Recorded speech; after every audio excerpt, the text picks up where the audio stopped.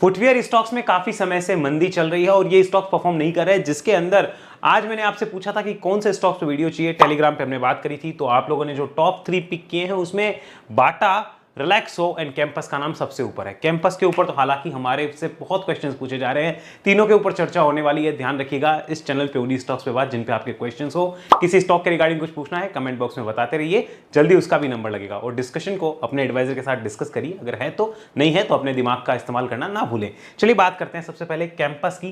Campus के ऊपर हमने क्या बात करी थी वो मैं आपको याद दिलाना चाहता हूं। आज से लगभग 2-3 महीने पहले 21 फरवरी को ये वाला वीडियो अपलोड किया था, जब शेयर का प्राइस जो है यहां पर चल रहा था। तब मैंने एक वीडियो अपलोड करके आपसे कहा था कि ये स्टॉक जो है एक डिप देकर फिर ऊपर आएगा, इस टाइप के चांसेस ज्यादा हैं।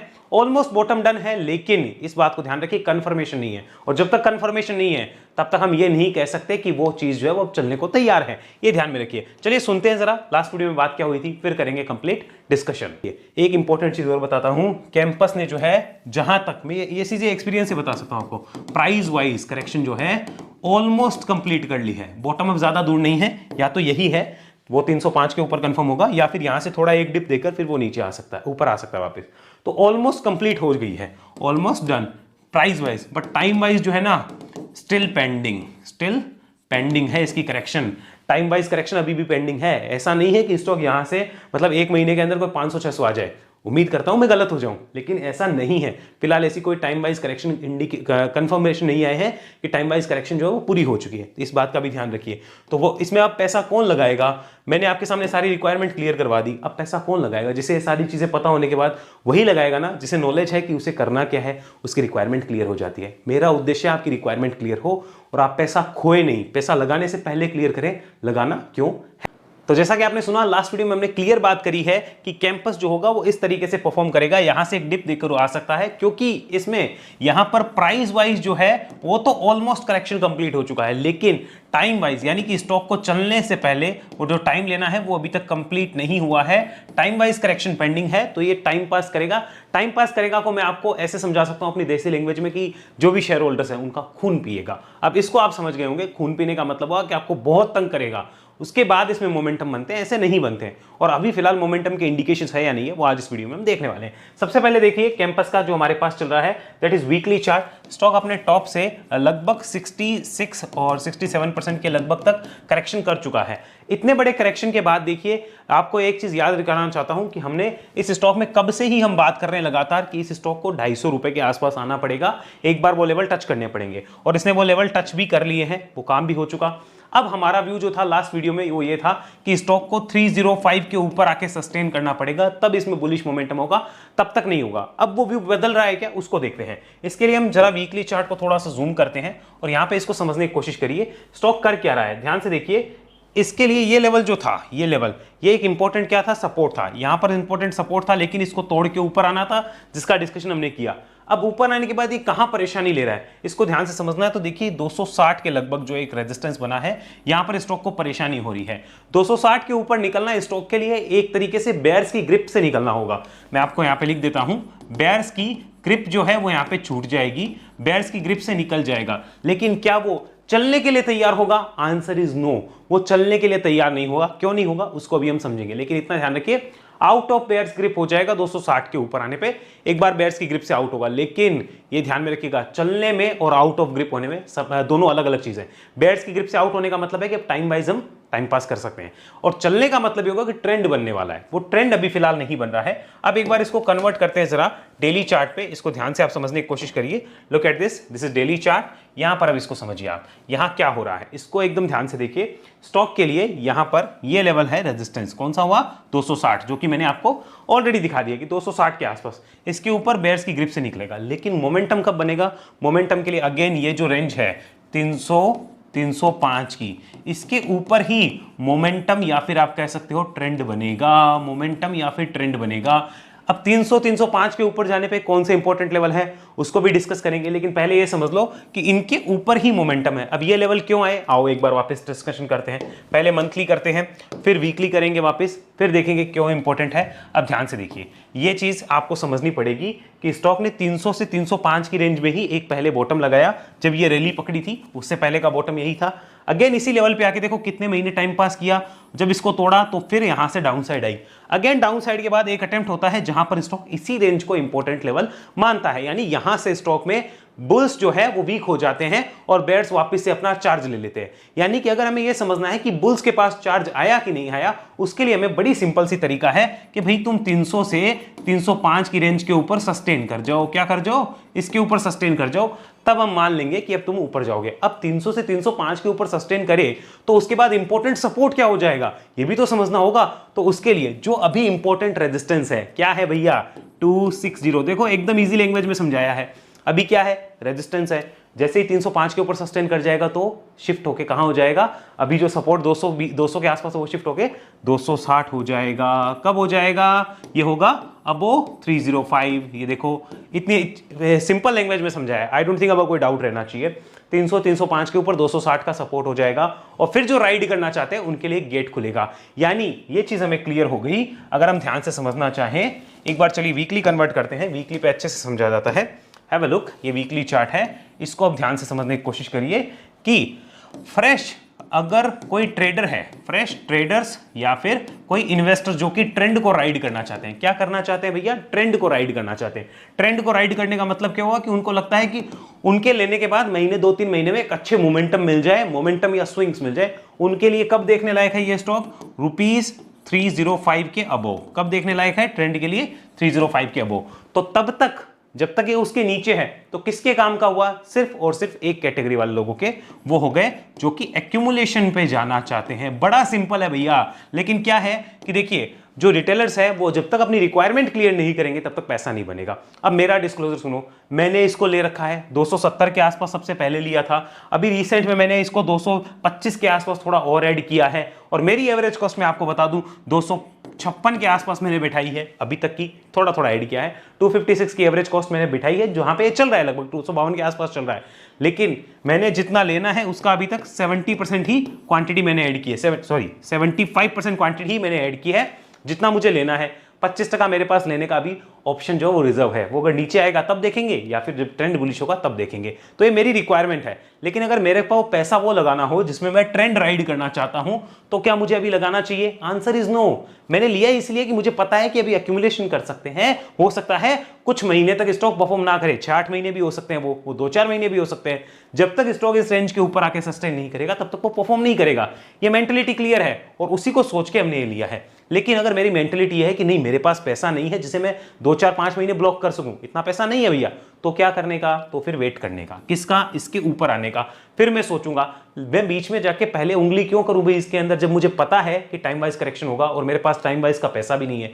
लेकिन अगर मेरे पास टाइम वाइज करेक्शन देखने का पैसा है, पेशेंस है, then it is in the accumulation zone. Very simple, साफ साफ चीज पता है। बट रिमेंबर यहां पर एक्यूमुलेशन जोन में कोई बॉटम आपके पास कंफर्म नहीं होता है, तो स्टॉक कितना भी नीचे आ सकता है। You must be ready to accumulate. ये उनके काम का है वरना काम का नहीं है। तो आई होप सब कुछ क्लियर हुआ होगा कैंपस के चार्ट पे कि 300-305 के ऊपर ट्रेंड वालों को देखने का है। जब तक उसके ऊपर नहीं आता तब तक भैया टाइम पास जोन में है। तो टाइम पास देने वाले ही अपने एडवाइजर के साथ इसको देखेंगे और मेरे हिसाब से आपका एडवाइजर भी आपको यही कहेगा कि अभी टाइम पास जोन में निकलने दो। लेकिन हाँ, जिनको एक्यूमुलेट करना है उनके लिए कोई दिक्कत नहीं है। एक्यूमुलेशन कौन कर सकता है, जो टाइम दे सकता है। बड़ी सिंपल बात है। अब अगर आप रिक्वायरमेंट क्लियर नहीं करोगे कि आप एक्यूमुलेशन की तरफ जाना चाहते हो, मतलब वेटिंग जोन में बैठना चाहते हो या फिर आप ट्रेंड को राइड करना चाहते हो, कौन से स्टॉक चाहिए आपको, तब तक आप पैसे नहीं कमा सकते। अगर आपका रिक्वायरमेंट है कि नहीं मुझे ट्रेंड राइड करने वाले स्टॉक चाहिए, तो Campus is not for you right now. Wait कर लो सेटअप का, कोई सेटअप नहीं है। आपकी रिक्वायरमेंट है कि नहीं मैं इसको एक्यूमुलेट कर सकता हूं, इतना पैसा एक्यूमुलेट करने के लिए डाल देंगे, ज्यादा नहीं डालेंगे, थोड़ा थोड़ा देख लेंगे, तो फिर ये उसकी रिक्वायरमेंट के लिए अपने एडवाइजर के साथ देखा जा सकता है। अब बात करते हैं सेकंड स्टॉक की। देखिए सेकंड स्टॉक इस लिस्ट में जो है हमारे पास वो है रिलैक्सो फुटवियर। आइए रिलैक्सो पे बात करते हैं। पहले इसका मैं वीकली चार्ट कन्वर्ट करता हूं, जरा इसका डाटा समझो। रिलैक्सो के ऊपर चलते हैं। जस्ट अ सेकंड, रिलैक्सो पे चलने से पहले एक बार कैंपस पे वापस आना होगा। Sorry for the inconvenience. एक बार कैंपस पे वापस आते हैं। जरा कैंपस के एक बार फाइनेंशियल्स को देखिए। कैंपस के फाइनेंशियल्स अगर आप देखेंगे आपको पता चलेगा सेल्स के अंदर कोई दिक्कत नहीं है। यहाँ पे सेल्स में ग्रोथ एज इट इज है, मतलब सेल्स जो है वो मेंटेन है। Highest ever sales company post करी है ऑलमोस्ट। दिक्कत कहां है, इसके ऑपरेटिंग प्रॉफिट मार्जिन देखिए लगभग 12% के लगभग है। तो दिक्कत यहां है। अब वो नेट प्रॉफिट पे प्रेशर क्रिएट करते हैं तो कंपनी नहीं चल पाती। तो अब वो कंपनी चलेगी और नेट प्रॉफिट के मार्जिन अगर अच्छे होंगे या ऑपरेटिंग प्रॉफिट मार्जिन अच्छे होंगे तो आपको और मुझे कंपनी फोन करके नहीं बताएगी, वो तो 3 महीने बाद पता चलेगा। तो बड़े प्लेयर्स जो होंगे उनको शायद पहले पता चलेगा, तो उसके लिए चार्ट पे हम इंपॉर्टेंट लेवल ऑलरेडी डिसाइड कर सके हैं, कर चुके हैं, जो कि है 305 के आसपास। तो अगर उसके ऊपर आया तो हम मान लेंगे कि ऑलमोस्ट जो है चलने को तैयार है, बुल्स के पास कोई खबरें हैं। अदरवाइज आप देख सकते हो कंपनी खराब नहीं है, बिजनेस खराब नहीं होते, मार्जिन के ऊपर प्रेशर है, सेल्स अच्छी आए चाहे कितनी ही, जब तक नेट प्रॉफिटेबिलिटी नहीं बढ़ेगी तब तक दिक्कत होगी। और इसकी इंफॉर्मेशन आपको और मुझे कंपनी का मैनेजमेंट फोर करके नहीं देने वाला। अब बात करते हैं जरा रिलैक्सो के ऊपर। चलिए ये हमने लगाया यहाँ पे रिलैक्सो का चार्ट। रिलैक्सो पे भी आगे चलने से पहले जरा इसका फंडामेंटल्स देख लेते हैं। अब फंडामेंटली अगर आप देखना चाहें, इसके मैं क्वार्टर रिजल्ट दिखाना चाहता हूं, तो आप देखिए इसकी कंपनी की सेल्स भी एज इट इज मेंटेन है। कंपनी की सेल्स खराब नहीं है, सेल्स मेंटेन हो रही है, ठीक है, बहुत अच्छी बात है। हाँ, बड़ी ग्रोथ नहीं है, लेकिन यहाँ पे ऑपरेटिंग प्रॉफिट मार्जिन को देखो, ये भी लगभग 12% के लगभग है। तो यहाँ पे प्रेशर है मार्जिन पे। अब ये जो टॉप लाइन पे प्रेशर है, ये देखो बॉटम लाइन पे किस तरीके से इनको इफेक्ट कर रहा है। तो यहाँ पर बॉटम लाइन पे भी प्रेशर आ गया और टॉप लाइन पे ऑलरेडी प्रेशर चल ही रहा था। इस वजह से यहाँ पे रिजल्ट्स अच्छे नहीं आ रहे, ईपीएस अच्छा नहीं हो रहा, प्रॉफिटेबिलिटी अच्छी नहीं आ रही, और वो सारी चीजें इन स्टॉक को टाइम पास जोन में धकेल रही है। तो ये रीजन है इन स्टॉक के नहीं चलने का। लेकिन ये जब ठीक होंगे तो आपको और मुझे बता के नहीं होंगे। अब इसका तो रिजल्ट भी 9 मई को आने वाला है, हमें क्या पता क्या आएगा क्या नहीं, क्योंकि रिजल्ट आता है उसके बाद, उससे पहले तो प्राइस में कई बार काम हो जाता है। तो हम लेवल्स को इंपॉर्टेंस देते हैं कि लेवल से हम कुछ अनुमान लगाने की कोशिश करते हैं। मैं बेसिकली ऐसा करता हूं। बाकी अगर कोई रिजल्ट के बेसिस पे ही काम करना चाहे, I will definitely encourage you कि आप में अगर वो समझ है कि आप रिजल्ट को डिकोड कर पाओ, डेफिनेटली डिकोड इट। मुझे चार्ट पे डिकोड करने में मजा आता है, तो मैं चार्ट को डिकोड करता हूं। बात करते हैं रिलैक्सो की। लुक एट दिस, ये हमारे सामने चल रहा है रिलैक्सो का चार्ट। यहां पर देखिए स्टॉक ने एक जो पहले करेक्शन था 2020 वाला, वो लगभग 40% का किया था। उसके बाद एक रनअप आया, रनअप के बाद में अगेन जो करेक्शन हुआ है लगभग 48% का हुआ है। और इस 48% के करेक्शन के पास आके स्टॉक जो है वो डबल बॉटम बनाने की चेष्टा करता हुआ नजर आ सकता है। दैट मींस अराउंड 740-750 की रेंज जो है वो एक बिग सपोर्ट जोन का काम कर रही है स्टॉक के लिए। और बड़ी रेजिस्टेंस जोन जो है वो स्टॉक के लिए 950-960 की ये जोन है। यहां से स्टॉक को वापस नीचे की तरफ फेंका जा रहा है कि भैया तुम नीचे जाओ, अभी तुम्हारा काम नहीं है। यानी कि कोई भी, अगर हम ट्रेंड की बात करें तो यहां पर ट्रेंड जो है वो कोई बड़ा ट्रेंड नहीं है, that is only sideways trend. हमने वीकली चार्ट पे ट्रेंड पता कर लिया कि भाई तुम साइडवेज हो, अभी तुम्हारे अंदर कोई ट्रेंड नहीं है। ये वीकली चार्ट ने हमें क्लियरली बता दिया है। अब जरा इसको हम देखना चाहेंगे एक बार मंथली चार्ट पे। हैव अ लुक कि मंथली चार्ट आज की डेट में क्या बोलता है। बहुत चीजों के आइडिया लग जाते हैं।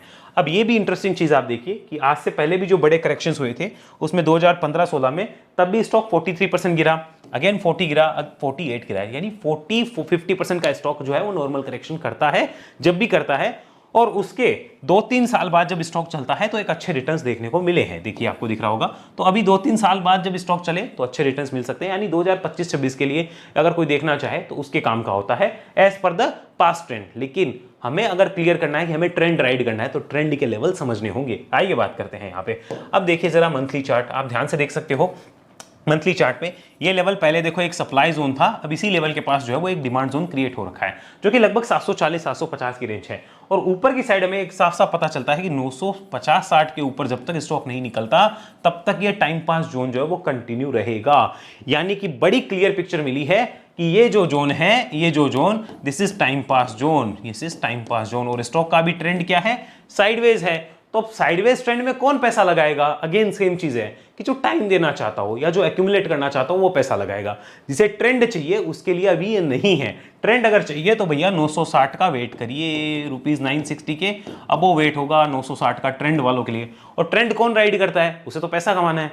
आज इसका ट्रेंड पॉजिटिव नहीं है, जहां पॉजिटिव हो वहां कमा रहा होगा, लेकिन टाइम देने वाला वही होगा जिसको कंपनी के ऊपर कई सालों तक बैठना है या एक्यूमुलेट करना है, तो वही इसको देख सकता है। बाकी जिसको ट्रेंड राइड करना है वो तो 960 से लेकर मानो 1300 तक ट्रेंड बुलिश रहा वो तो निकल जाएगा। जो एक्यूमुलेट कर रहा है अभी और उसे अगले 3-4 साल 5 साल रखना है तो वो अलग बात हो जाती है, उसके काम के लिए ऐसे स्टॉक हो सकते हैं।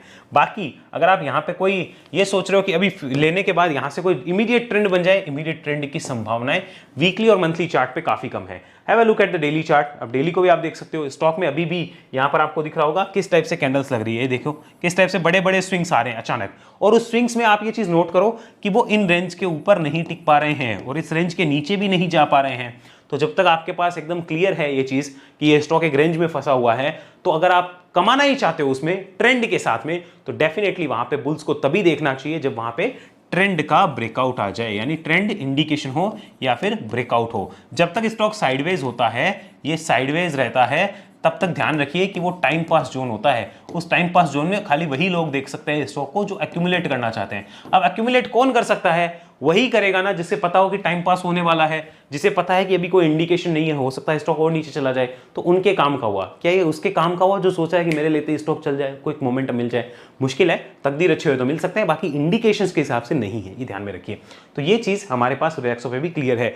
इसी लेवल को अगर आप यहाँ पे देखना चाहें, यहाँ वेरीफाई करना चाहिए, यहाँ, अब कहाँ कितना वेरिफिकेशन करवाएं?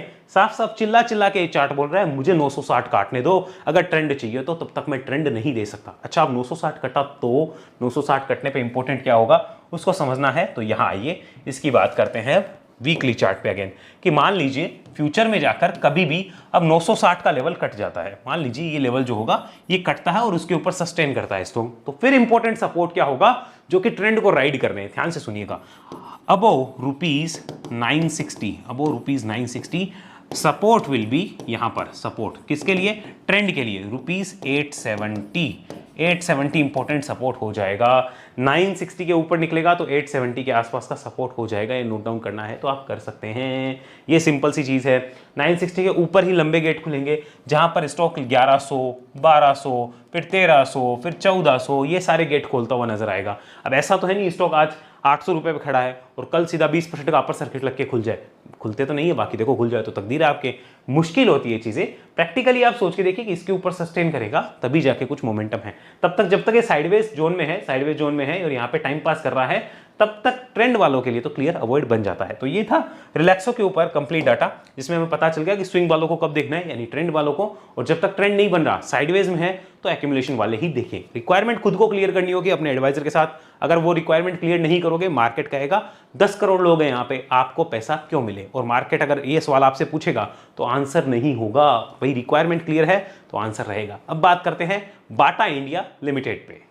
तो हमारे सामने अब चल रहा है बाटा इंडिया का डाटा, और समझिए बाटा इंडिया का चार्ट देखने से पहले जरा इसके क्वार्टर रिजल्ट को समझिए। ये क्वार्टर रिजल्ट चल रहे हैं, अब इस कंपनी की सेल्स देखिए अच्छी है, सेल्स खराब नहीं है, लेकिन यहाँ पर ऑपरेटिंग प्रॉफिट देखो 20% के आसपास मेंटेन है।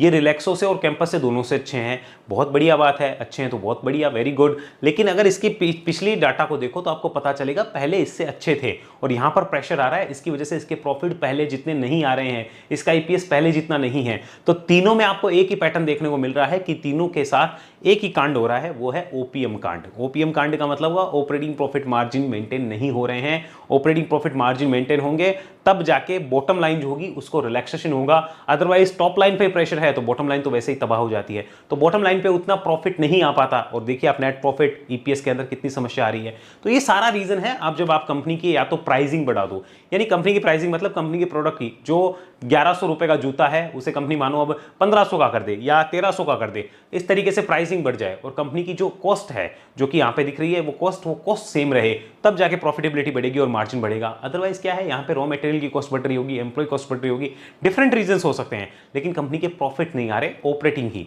तो नेट प्रॉफिट की बात तो भूल ही जाओ। अब ऑपरेटिंग प्रॉफिट पे प्रेशर है तो नेट प्रॉफिट कहां से आ जाएगा, सिंपल सी कहानी है।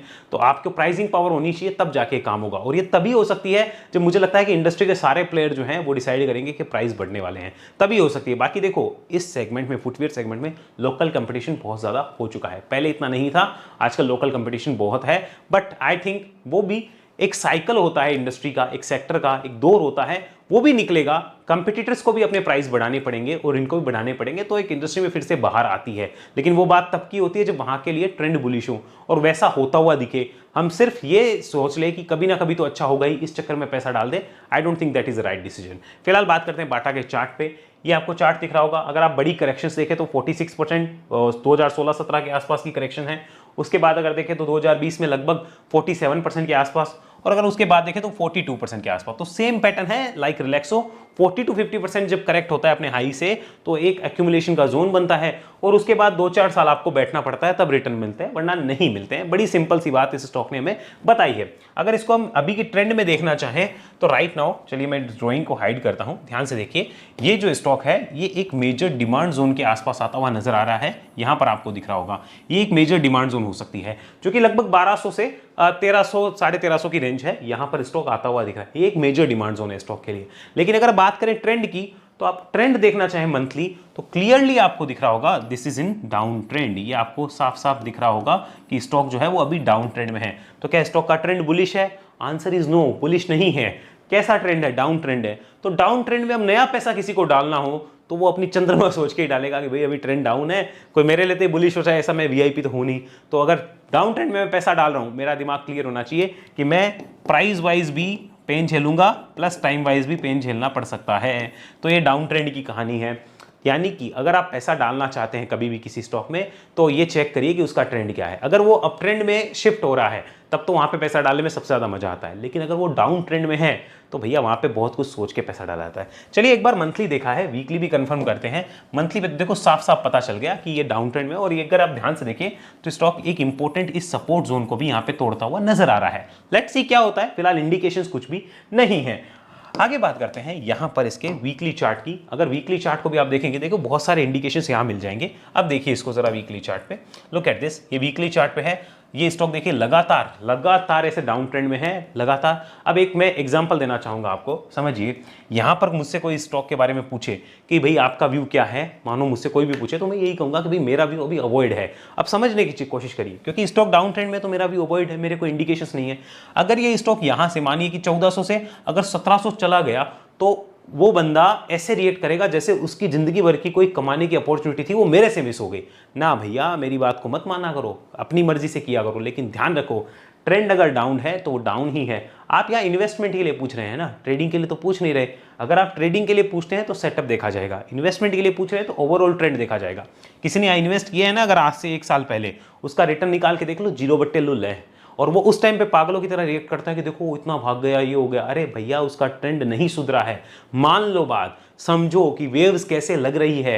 ये सारी चीजें जब आप समझनी शुरू करोगे तो आपके रास्ते दिखने शुरू होंगे कि हाँ, मार्केट में काम ऐसे होता है। अदरवाइज देखो वही चीजें हैं, अलटप्पेबाजी होगी, परेशान हो जाओगे, डिप्रेस्ड हो जाओगे, और होना जाना कुछ होगा नहीं। तो ये सारी चीजों से हम तो निकले हैं, इसलिए हम बताते हैं कि let the market ask for the trend, let the market decide the trend, उसके बाद बात करेंगे।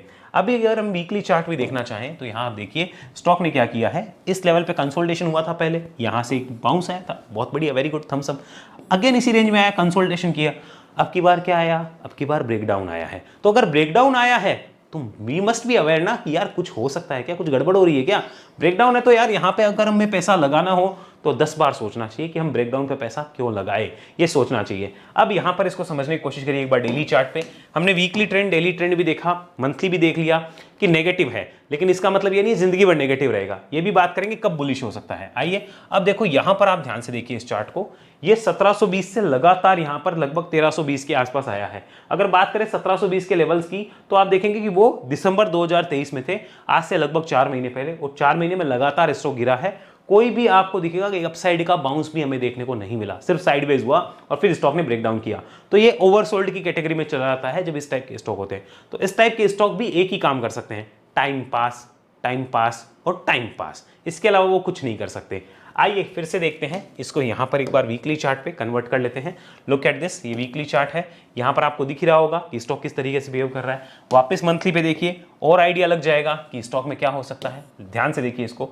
अब ये जो जोन है मैंने आपको बताया 1200 से लगभग 1300 साढ़े 1300 का, ये एक मेजर क्या है, डिमांड जोन हो सकता है। मैं गारंटी नहीं ले रहा हूं कि होगा ही, ध्यान रखिएगा, डिमांड जोन हो सकता है, ध्यान में रखिए, ये एक मेजर डिमांड जोन हो सकता है। अब स्टॉक में मूवमेंट कब आएगा, मूवमेंट के चांस कब होंगे, उसके बारे में अभी कहना बहुत मुश्किल है। यहां पर जो मुझे दिख रहा है वो सिर्फ एक ही चीज दिख रही है, दैट इज टाइम पास होता हुआ नजर आ रहा है। स्टॉक यहां से साइडवेज मोमेंटम की तरफ जा सकता है, और उसके बाद स्टॉक जो है साइडवेज के बाद में मान लीजिए यहां पर कोई रेजिस्टेंस है, जैसे इस टाइप का मैं आपके सामने लगाना चाहूंगा, लगभग 1500 के आसपास का ये रेजिस्टेंस है। ये रेंज जो है यहां पर, ये रेंज ये कटती है साइडवेज के बाद में, तब ट्रेंड बुलिश होगा। तो रुपीस 1500 के ऊपर जो है वो हल्का स्लाइटली बुलिश हो सकता है। मैं अभी नहीं कह रहा हूं कि होगा ही, स्लाइटली हो सकता है, उसको देखना पड़ेगा।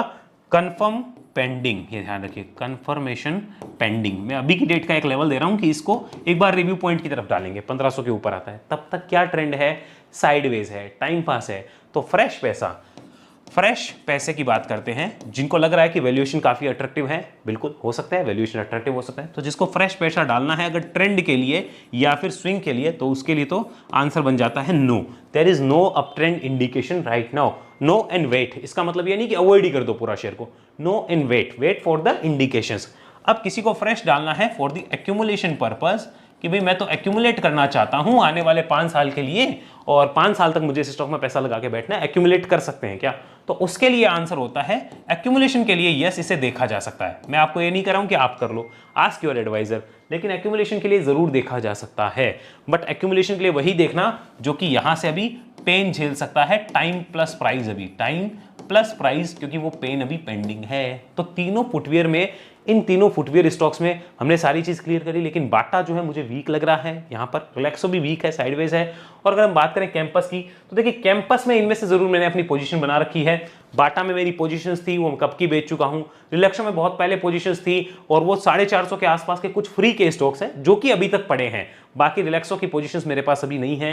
कैंपस में मैंने पोजीशंस जरूर ली है, 256 के आसपास का एवरेज है, लेकिन अभी मुझे और लेनी है, पूरी कैपेसिटी से नहीं ली है। तो ये तीनों स्टॉक का एनालिसिस हुआ जहां पर मुझे लगता है अभी टाइम पास जोन जो है वो शायद कंटिन्यू हो सकता है। तो कोई भी ट्रेंड राइड करने वाले या फिर वो लोग जो कि पैसा डाल के ये सोचते हैं कि यहां से हमें एक ट्रेंड मिलेगा, उन लोगों के लिए फिलहाल सोचने वाली बात है, समझने वाली बात है, एडवाइजर के साथ एक बार कंसल्ट करने वाली बात होगी। आई होप ये एनालिसिस आपको समझ आई हो। अगला वीडियो किस टॉपिक पे चाहिए कमेंट बॉक्स में बताइए, और ऐसी एनालिसिस सीखने के लिए वेव एनालिसिस में आइए।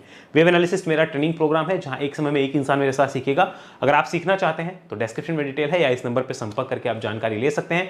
ध्यान रखिए इसकी फीस रहती है 44,000 और एक समय में एक इंसान मेरे साथ सीखता है, देन वो हमारे ट्रेनिंग्स ग्रुप का पार्ट बन के रहता है बाकी ट्रेनिंग्स के साथ में भी। इस बात का विशेष ध्यान रखिए। और अगर आप हमारे साथ वेव एनालिसिस में नहीं आ सकते तो आप हमारे चैनल पे ज्वाइन बटन पे क्लिक करके डायमंड या एसटीपी मेंबरशिप लेके भी हमारे साथ कनेक्ट हो सकते हैं। रिमेंबर, हमारी तरफ से कोई बाय सेल रिकमेंडेशन की सर्विस नहीं है, सिर्फ चार्ट शेयर करने की सर्विस है या फिर चार्ट सिखाने की सर्विस है। और अगर आप ये भी नहीं कर सकते तो एक काम और कर सकते हैं, ज़रोदा एंजल ऐप स्टॉक्स में हमारे लिंक से अकाउंट खुला सकते हैं, लिंक डिस्क्रिप्शन में है। और अकाउंट खुलाने से पहले ही अपने नेम, नंबर, ईमेल इस नंबर पे भेज के अपने आपको कंफर्म करा लीजिए कि आप एलिजिबल हैं हमारे साथ जुड़ने के लिए, और फिर आपका डाटा जो है वो क्लियर होने के बाद टीम आपको हमारे साथ कनेक्ट कर देगी। अगले वीडियो मिलेंगे, तब तक के लिए धन्यवाद। और वेब एनालिसिस के रिगार्डिंग कोई भी जानकारी चाहिए इस नंबर पर संपर्क करिए या फिर व्हाट्सएप करके डिटेल मंगवा लीजिए। अगले वीडियो मिलते हैं, तब तक के लिए धन्यवाद। जय हिंद, जय भारत।